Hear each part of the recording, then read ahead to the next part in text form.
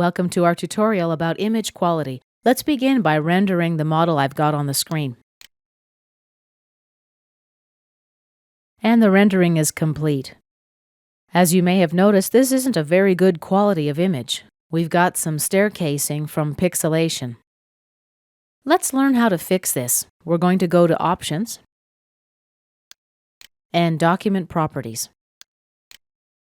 The anti-aliasing parameter is set to Custom.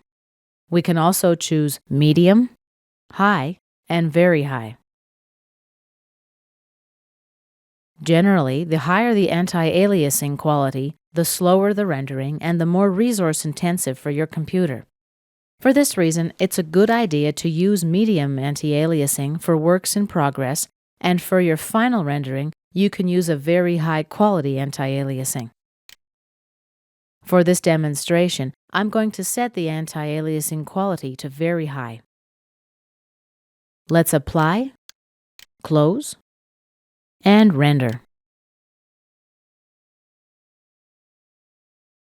Now you can see that the rendering process is definitely slower.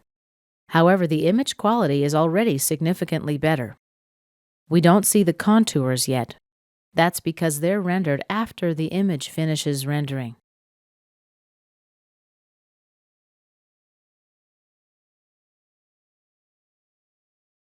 The progress bar tells us that we're about 2/3 through. We don't have the staircasing anymore now. And lastly, the contours. Here is our rendered image with contours. Let's go to a different document. And I'm going to zoom in on the top portion of this bottle. This hole, as you imagine, should be round, but right now it's represented by lines.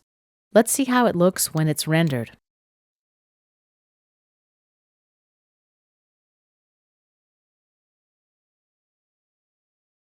And the rendering is complete.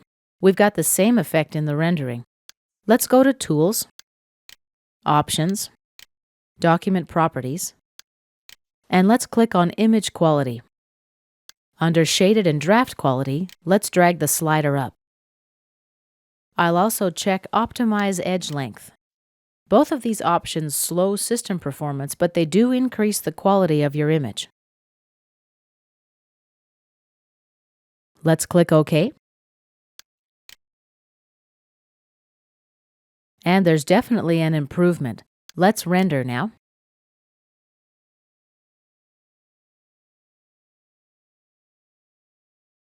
And there's definitely an improvement in the rendering as well. This concludes our lesson about image quality.